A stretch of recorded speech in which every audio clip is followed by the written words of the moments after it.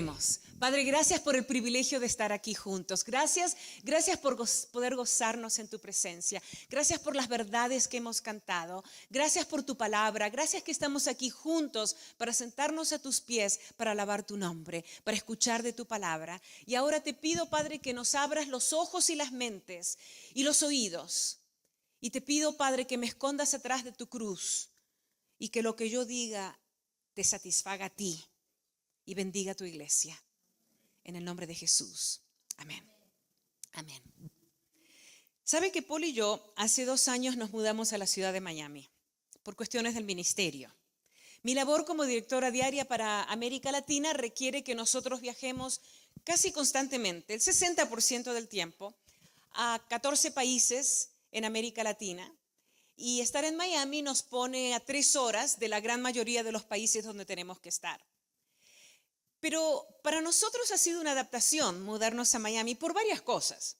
Miami es una ciudad grande y eso a nosotros nos gusta porque entendemos que eso es estratégico para alcanzar los Estados Unidos para Cristo. Pero es una ciudad inusual. No sé cómo explicar todas las cosas inusuales que hay en Miami, pero hay 2 que quiero mencionarles. Una es que Miami no es como Medellín. En Medellín es primavera eterna, por lo que yo escucho. En Miami es verano eterno. En el invierno hace calor. En la primavera hace calor fuerte. Y en el verano hace calor infernal. Y el verano dura como 6 meses. Y a mí se me derritieron los lentes, el marco de los lentes en Barranca Bermeja. Y yo pienso que se me van a derretir también en Miami por el calor que hace ahí. La otra cosa que es inusual en Miami es que es una ciudad sin zona rural cerca, sin campo cerca.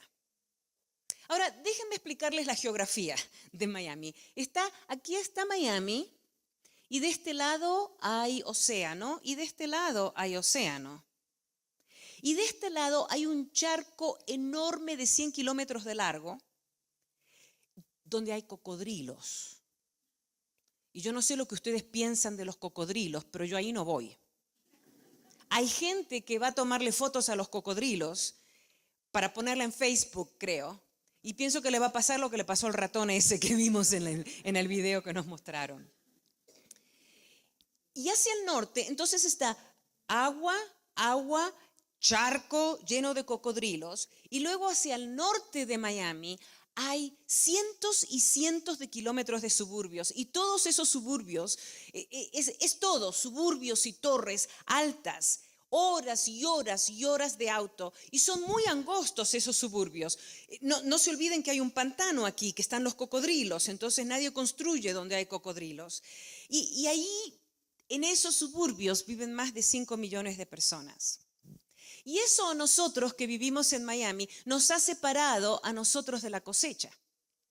Y en un estado que se conoce en los Estados Unidos por las naranjas y las mandarinas y los cítricos en general, los limones, conseguir una naranja fresca es todo un logro.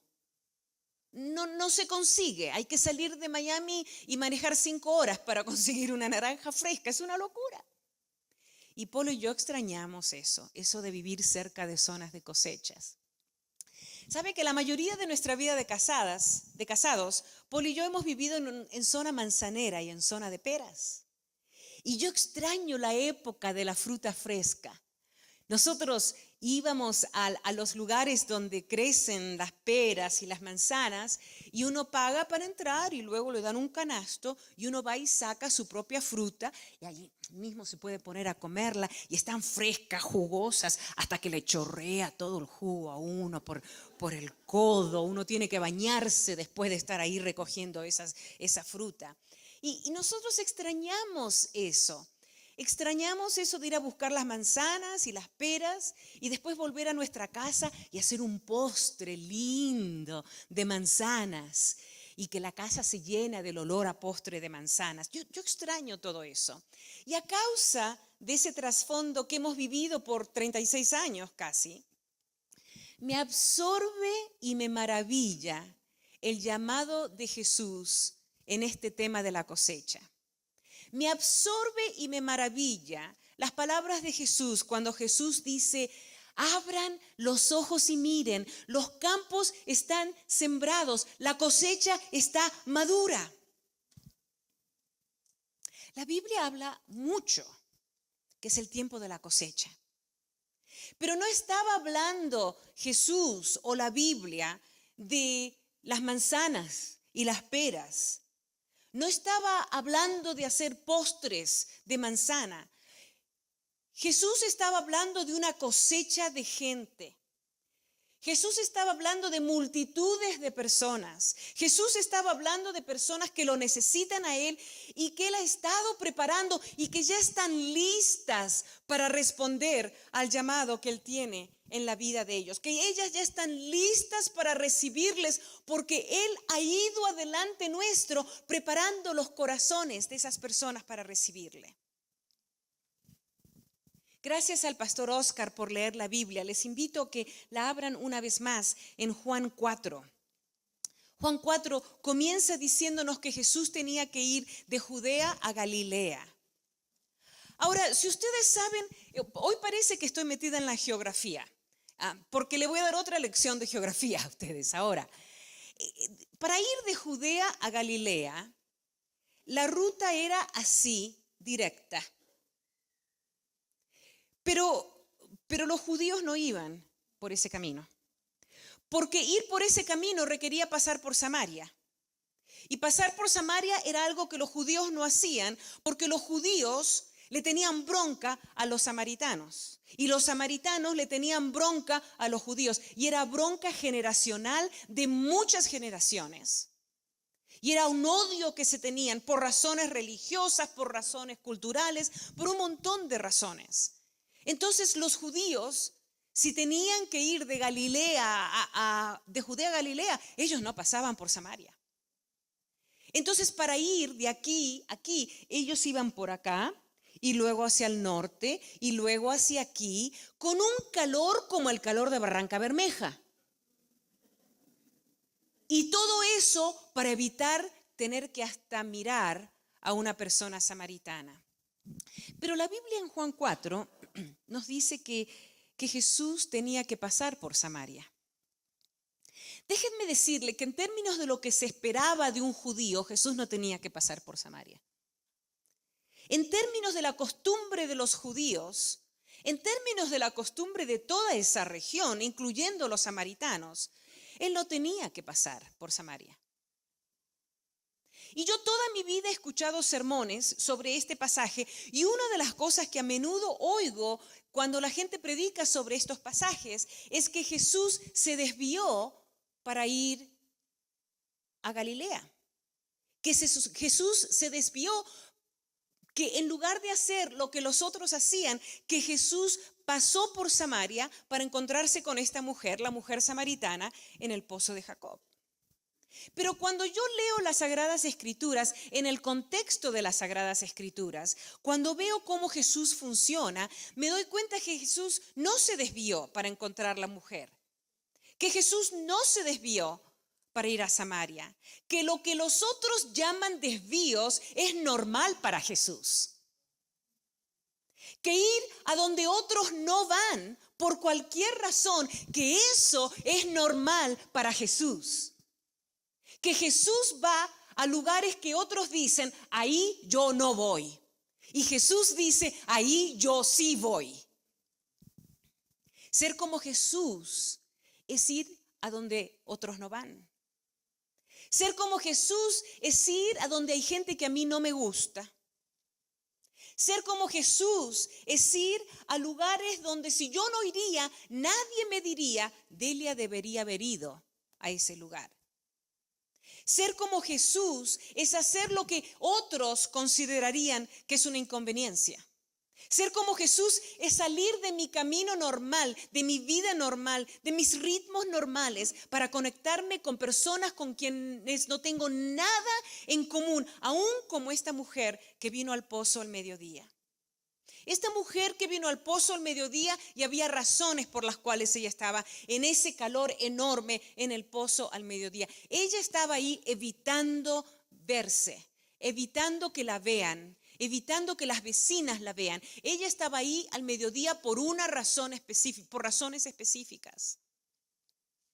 Ser como Jesús es ir a hablarle de Él a personas que al principio no muestran ningún respeto por Jesús, así como esa mujer samaritana.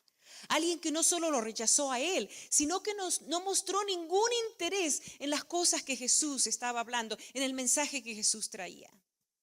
Este pasaje de la Biblia que nos leyó el pastor Oscar, me recuerda, me enseña a mí que el estilo de Jesús, la manera de Jesús, es ignorar barreras que la sociedad pone, estratas, cosas, barreras que la sociedad pone para separarnos de zonas, de barrios, de pueblos, de países, de ciudades, para separarnos de gente que no son como nosotros.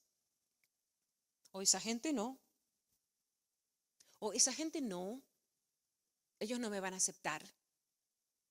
El estilo de Jesús es ignorar eso. Jesús y los discípulos llegaron a Samaria. Los discípulos vieron samaritanos. Y Jesús vio una cosecha que ya estaba lista para ser recogida, una cosecha madura, una cosecha de personas que estaban en necesidad de Él, una cosecha de todo un país, de toda una cultura donde Él había estado ya trabajando y preparando esos corazones. Y como nuestra meta debe ser como Jesús, quiero que usemos este pasaje para analizar el estilo de Jesús. Lo primero es que Jesús vio la cosecha. Y si queremos ser como Jesús, debemos ver la cosecha, debemos abrir los ojos y debemos mirar los campos sembrados. Necesitamos ver personas que son totalmente diferentes de nosotros, personas que están quizás ahí y que no las hemos visto, que no son invisibles. ¿Alguna vez ha estado usted en un lugar donde usted se dio cuenta que en ese contexto usted era invisible y la gente lo trató a usted como si no lo veían? Sí, veo unas cuantas manos que comprenden eso. Ver a personas alrededor nuestro que parecen invisibles no es una lección que aprendemos una vez y ya la sabemos para siempre. Les quiero contar algo, una historia de nuestra vida, de lo cual no estoy muy orgullosa, pero creo que nos va a ayudar a entender lo que está pasando acá, en la Biblia. Hace unos años atrás, muchos años atrás, cuando éramos jóvenes, o sea, hace 5 años atrás, Paul y yo nos mudamos a Filadelfia. Y nos mudamos a Filadelfia porque una persona que nosotros habíamos discipulado había sentido el llamado de Dios de mudarse a Filadelfia para comenzar una iglesia. Y nosotros teníamos la opción laboral, ministerial, de vivir en cualquier parte del este de los Estados Unidos. Y entonces vendimos nuestra casa y nos mudamos a Filadelfia para ser parte de ese equipo de plantación de esta iglesia. Y buscamos un lugar donde vivir porque queríamos algo muy específico. Estábamos buscando un lugar con mucha diversidad de gente. Ahora, eso no es normal en los Estados Unidos, donde los barrios tienden a ser muy homogéneos. Los barrios tienden a tener poca diversidad. Y nosotros queríamos un barrio que nos conectara con gente de todo nivel social, para cuando los alcanzáramos a ellos alcanzaran a todo, su familia y sus conocidos, y es lo mismo con esto, y gente de todo tipo de nacionalidades, y para cuando alcancemos diferentes nacionalidades y los discipuláramos, que esta gente volviera a su país y compartiera el evangelio con la gente de su país. Fue muy intencional donde nosotros nos mudamos. En nuestra cuadra, así se dice la cuadra donde uno vive, en nuestra cuadra había gente que manejaba Mercedes-Benz y gente que no tenía ni dinero para un triciclo. En esta cuadra había un señor de un lado nuestro que era consultor y que él hablaba, cada vez que lo veíamos, él nos contaba del último país a donde había estado y cuánto dinero le había ganado y a dónde había ido. Y del otro lado nuestro vivían Gloria y su esposa, que nunca habían salido de la ciudad de Filadelfia. En nuestro barrio había gente de color negro, había gente blanca, había gente italiana, había muchos italianos. Comíamos comida italiana que era muy buena en nuestro barrio. Había gente que solamente comía comidas orgánicas, productos orgánicos que son caros. Y había gente justo al lado de ellos que no tenían suficiente para comer y nosotros lo sabíamos.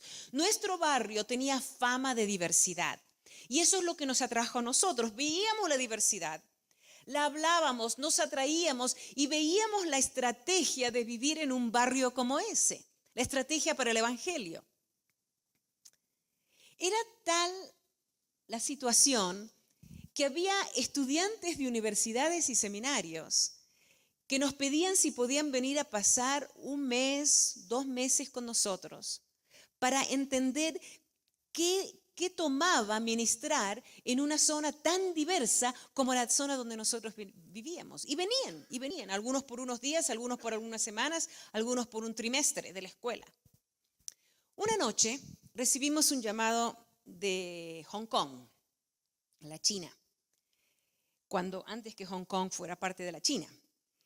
Y nos llama el director del área de la Iglesia Metodista Libre en Asia y dice, mire, soy fulano de tal y yo quiero decirles a ustedes que en este momento tenemos 2 misioneros que son muy valiosos para nosotros y que ellos ya están en un avión porque le han encontrado a Gordon, se llamaba Gordon, él era flaco pero le decían Gordon, su nombre. Le encontraron un cáncer en el ojo y ese cáncer está pero furiosamente avanzando y hay un solo lugar en el mundo donde han tratado un cáncer como ese antes y es en Filadelfia. Ellos ya están en un avión, va a tomar como 17 horas hasta que ellos lleguen a Filadelfia, pero serían ustedes tan amables de buscarlos en el aeropuerto, llevarlos a un hotel y mañana llevarlos al hospital. Nosotros le dijimos que no los íbamos a llevar a un hotel, los íbamos a llevar a nuestra casa y los íbamos a hospedar en nuestra casa. Y ellos llegaron a Filadelfia, descansaron esa noche, al día siguiente los llevamos al hospital y estuvimos con ellos y terminaron pasando 2 meses con nosotros. Y imagínense, ellos eran misioneros a la China. ¿Y de qué hablábamos? Cuando nos sentábamos a comer a la noche, nosotros hablábamos de la China. Y nosotros hablábamos de los chinos. Y ellos nos contaban, como decían, bueno, hay estación, hay partes de la vida, de la historia, de la misión de Dios alrededor del mundo, donde ha habido una apertura muy grande en ciertos grupos. Y ahora, en este momento, hay una apertura enorme en China. Y es verdad, hay una apertura enorme en China. Después que pasamos horas ese primer día, ese segundo día conversando con Gordon, caminaba yo a mi oficina, que estaba aquí a 1,5 kilómetros de nuestra casa, caminando por la ciudad de Filadelfia, y sabe que me quedé, no podía creer, porque de pronto era como que la noche anterior se habían mudado un montón de chinos a mi barrio. Había un doctor chino que había puesto su cartel, había otra familia china, dentista chino. Cuando volvía del trabajo, estaban todos esos chinitos jugando ahí en la calle. Pero sí de la noche a la mañana, porque ellos no estaban ayer, estaban hoy. Claro que ellos estaban ahí. Claro que ellos trabajaban ahí. Pero nosotros que estábamos tan interesados en la diversidad de nuestro barrio, nosotros no los habíamos visto. Ellos habían sido invisibles para nosotros. Y le ha pasado, yo estoy segura que a usted le ha pasado eso. No nota algo hasta que alguien le abre los ojos. Usted se compra un carro de color rojo porque ese es el color que nadie tiene y sale ahí a manejar su carro y se da cuenta que la mitad de la ciudad de Medellín tiene un carro rojo.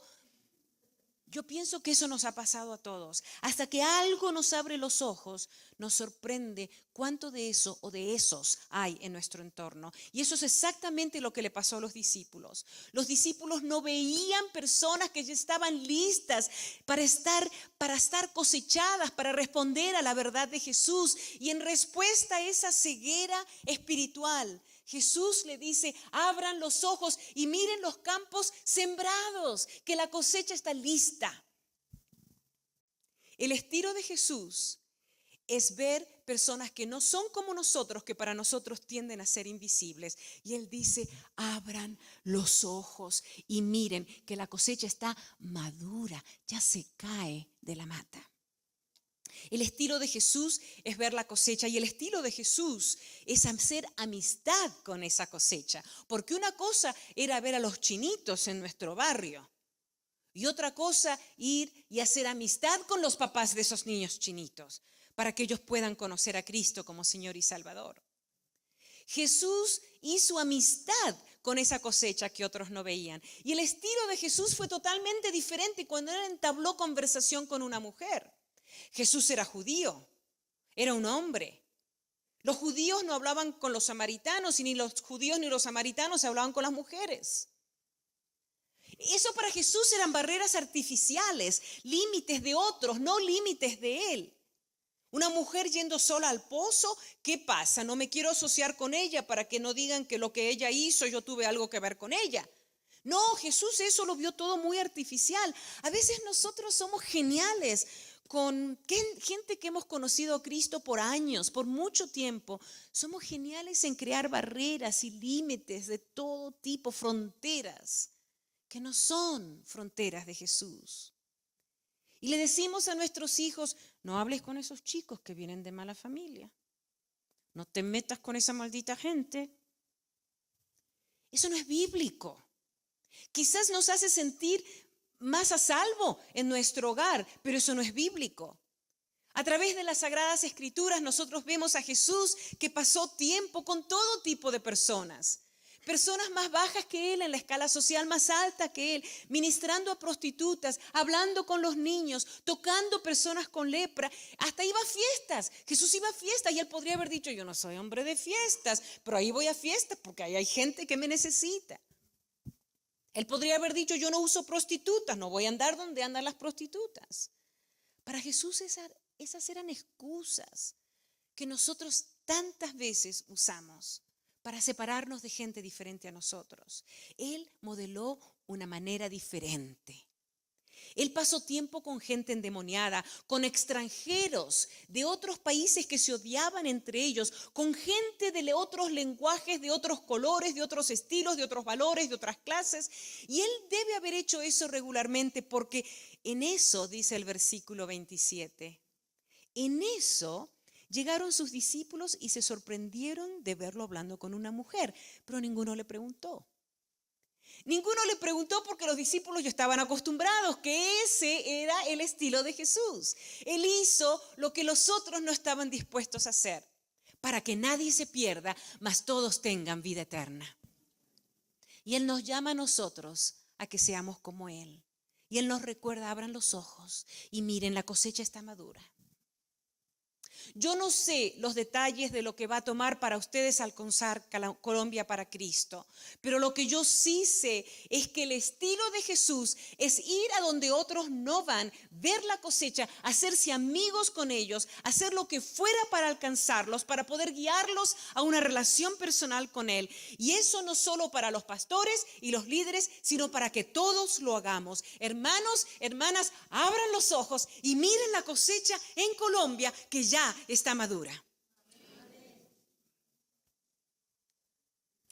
Una cosa muy natural cuando viene una pastora de otro país y dice una cosa como esa, es decir, pero ¿y los recursos? Los recursos de personal, los recursos humanos, los recursos de finanzas, ¿de dónde van a salir? El estilo de Jesús, el estilo de toda la Biblia, en realidad, es que Dios nos da todos los recursos que necesitamos para alcanzar la cosecha para la cual Él nos está llamando. El recurso, el estilo de Jesús, el que Él nos da todas las herramientas que necesitamos para hacer lo que Él nos llama para hacer. Él nos ha prometido que para Él no hay nada imposible y que Él nos va a dar lo que necesitamos para hacer lo que Él nos está llamando a hacer. Nuestra parte es creerle. Nuestra parte es trabajar a su estilo. El pastor Paul, el pastor Libni y yo estuvimos en enero de este año en Tampa, en Florida, para un entrenamiento sobre plantación de iglesias en comunidad. Y el pastor Ricardo también estuvo ahí presente. Un entrenamiento sobre plantación de iglesias en comunidades. Un hermano de nombre Bruce Bennett, del África, vino a hacer la presentación. Un hombre modesto, totalmente no pretencioso, y nos contó la historia de cómo Dios lo había usado a él para plantar 4,000 iglesias en hogares, comenzadas por una visión de que todo cristiano puede comenzar una iglesia en su hogar. Puede hacerlo, que ya están listos. Muchas de esas 4,000 iglesias son iglesias metodistas libres. Y yo lo estaba traduciendo al hermano. El hermano estaba hablando en inglés y yo lo estaba traduciendo para nuestros líderes de toda América Latina. Y uno de los pastores hizo una muy buena pregunta. El hermano de Sudáfrica estaba diciendo, planten iglesias, así es como lo hemos hecho nosotros en el África y en ese otro lugar que yo les mencioné fuera del micrófono. Así es como Dios está bendiciendo, háganlo, háganlo. Y alguien dijo, pastor, él no es pastor, le digo, debe ser hermano Bennett. ¿Y cómo pago yo por todo eso? Y el hermano Bennett le contestó, los recursos están en la cosecha. Yo tenía que traducir eso. Entonces yo traduje, el hermano dice que los recursos están en la cosecha.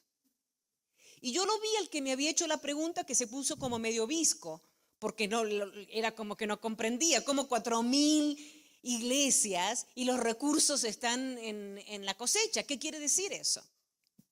Cuando terminó ese evento, yo empecé a investigar un poco más, no sobre el hermano porque yo lo había investigado muy bien, pero sobre eso de que los recursos están en la cosecha.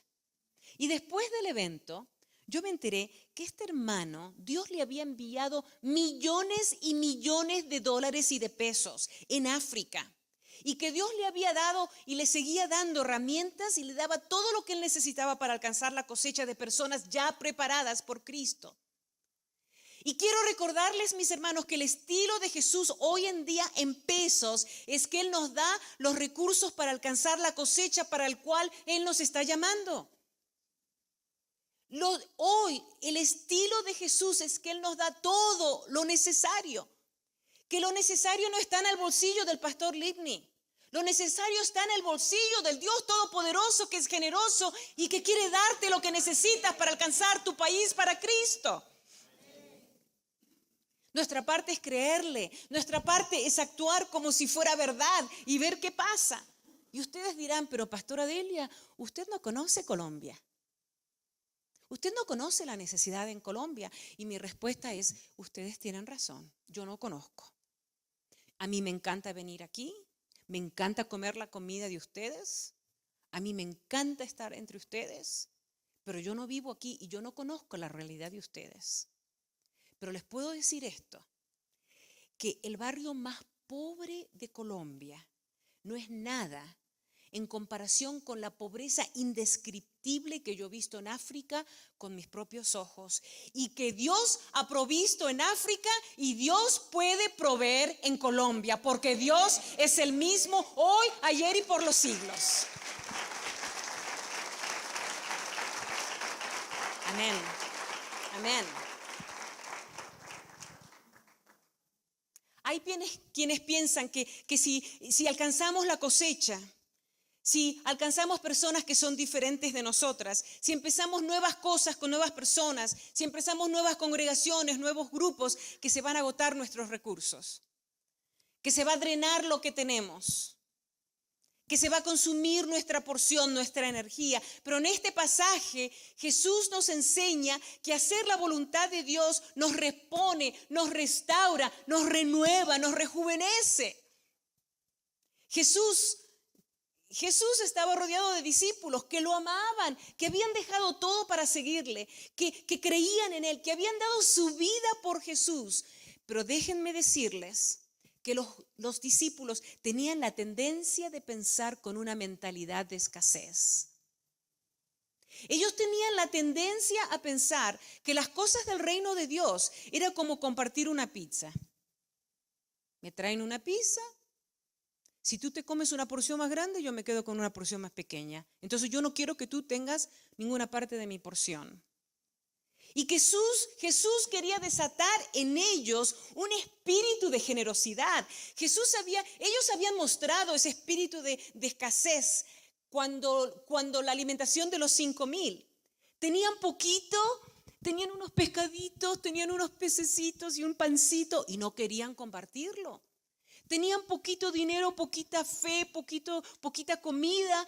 Y la multitud que había oído de Jesús allí, la multitud tenía hambre. Y los discípulos querían que Jesús les diera la bendición y que los mandara a su casa para que cada uno coma en su casa.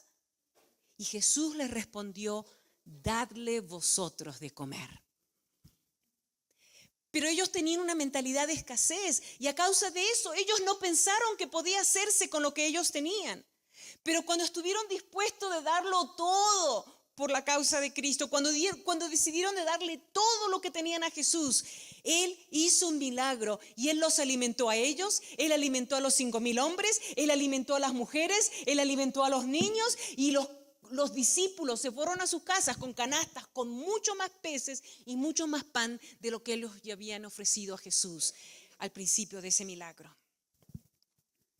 En la misma manera, la iglesia de Jesucristo, aquí en Colombia y en el resto de América Latina, debemos dejar de lado cualquier tendencia que pudiera existir, de tener una mentalidad de escasez y abrir en nosotros un espíritu de generosidad. Porque en el reino de Dios, en las cosas del reino de Dios, en la economía de Dios, nosotros recibimos por dar.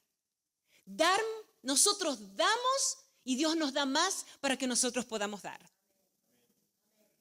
Sabe que yo tengo una historia que me gustaría poder contarla en su totalidad, pero no hay tiempo esta mañana. Una historia donde nosotros estábamos en una zona muy, muy pobre, en el norte del Uruguay, en el borde con Brasil. Una zona muy, muy, muy carente de muchas cosas. Y fuimos a la iglesia. Y ahí en la iglesia había una cruz hecha con piedras semipreciosas. Y yo pensé, ¿cómo? ¿Cómo? Y luego había un niño ahí que estaba tocando una guitarra, y era una guitarra linda. Y yo pensé, ¿cómo? Y después yo vi otras cosas y yo decía, pero ¿cómo en un contexto de tanta pobreza esto?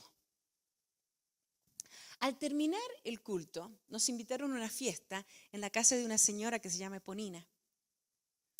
Y Eponina apenas si puede caminar. Eran 2 cuadras de la iglesia a la casa de Eponina. Pero Eponina no podía caminar y ella se estaba apoyando en mí. Y era como que tomaba un pasito y descansaba. No sé la edad que tenía, pero me parece que eran como 150. Otro pasito y descansaba. Nos tomó como 45 minutos caminar 2 cuadras. Pero yo pienso que no era tanto porque le dolían las piernas, sino porque ella quería decirme algo. Me dice, Delia, ella me conoce a mí de pequeña. Me dice, Delia, ¿viste la cruz? Le digo, sí, lo vi, estaba increíble. Me dice, aquí nadie sabe de dónde salió esa cruz, pero yo la doné a la iglesia. Pero no le digas a nadie. Ahora yo lo he dicho en el micrófono. Me dice, ¿viste el chico que tocaba la guitarra? Él no sabe de dónde vino esa guitarra, pero yo le compré esa guitarra. No le digas a nadie. Me dice, ¿viste ese chico que cuando saliste te dio un beso? Yo fui al programa de la escuela de él y ese niño tocó el piano de una manera maravillosa. Entonces, pasado mañana va a llegar un piano a la iglesia que ellos no saben ni de dónde salió y no van a saber de dónde salió. No le digas nada, no le digas a nadie. Y yo le digo, unos pasitos más, unos pasitos más, unos pasitos más. Le digo, Eponina, dígame, ¿cómo es que en un contexto de tanta pobreza, Dios le ha dado tanto a usted para que usted pueda dar tanto?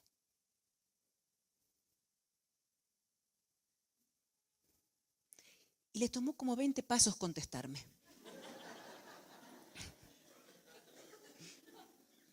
La estaba pensando bien. Y después me dice, ¿sabe qué? Pienso que es que Dios sabe que Él me puede dar a mí con abundancia, porque Él sabe que yo no me lo voy a guardar para mí, sino que yo lo voy a compartir con los propósitos que Él tiene aquí en esta ciudad de Artigas.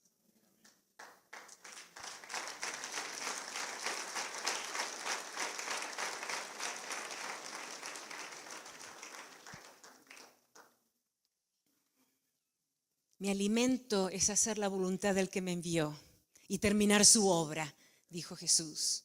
Y en el mismo aliento, en la misma frase, dice Jesús, abran los ojos y miren los campos sembrados. La cosecha ya está madura. Al comienzo de este mensaje les conté de mi limitada experiencia con la cosecha de manzanas y peras.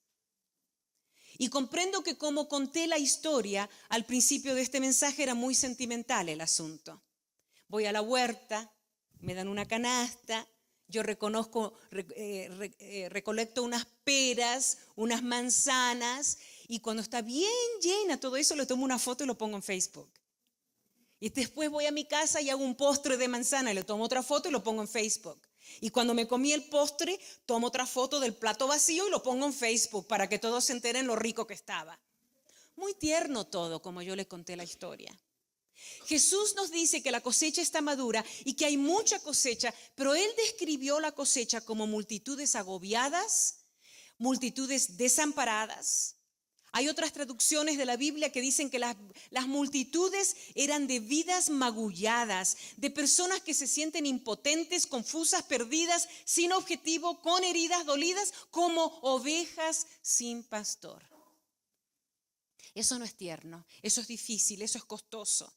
Y para recaudar esa cosecha va a haber que ir al campo, va a haber que meterse en el barro, va a haber que ensuciarse las manos, va a haber que doblar la espalda, va a haber que acomodar todo el programa de la iglesia para cuando la cosecha le convenga.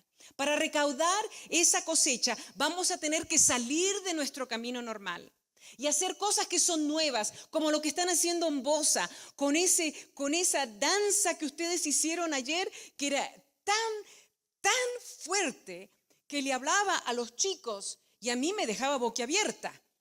Pero era algo que a los chicos de Bosa les habla. Y va a haber que haber cosas como en otra ciudad donde están haciendo la actividad de jóvenes a la 1 de la mañana. ¿Por qué? Porque esa hora es cuando los chicos están disponibles y quieren venir a la iglesia para el culto de la mañana.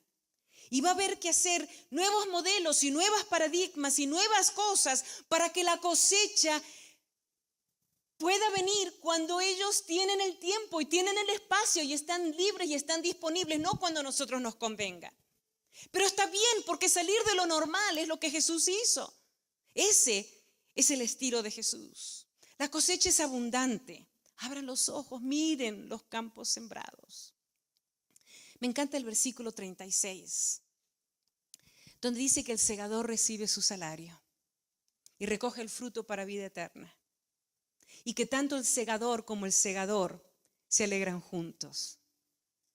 Y yo me imagino el día que ustedes lleguen al cielo y haya gente ahí de esa cosecha que ustedes invirtieron, doblaron la espalda, se ensuciaron las manos, se metieron ahí, y ustedes entren en el cielo y les reciba a alguien que conoció a Cristo y está pasando la eternidad con Dios y con ustedes a causa del testimonio de ustedes, del esfuerzo de ustedes. Y no me digan que no va a haber gran gozo en el corazón de ustedes al ver lo que ustedes verán allá en el cielo. Dios da su recompensa. Dios nos da todo lo que necesitamos. El segador y nosotros, el segador y los que han sido segados, vamos a disfrutar juntos, vamos a celebrar juntos, vamos a hacer una diferencia para la eternidad por los siglos y los siglos por la eternidad, pero estamos haciendo una diferencia práctica aquí en Colombia, hoy en día, en la vida de las personas. Hay gozo. El sembrador y el segador se juntan y se alegran y llegamos al cielo y Dios abre las puertas, Jesús abre las puertas y dice: hiciste bien, siervo bueno y fiel. En lo poco has sido fiel, te pondré a cargo de mucho más. Ven aquí, entra, ven a compartir la felicidad de tu Señor.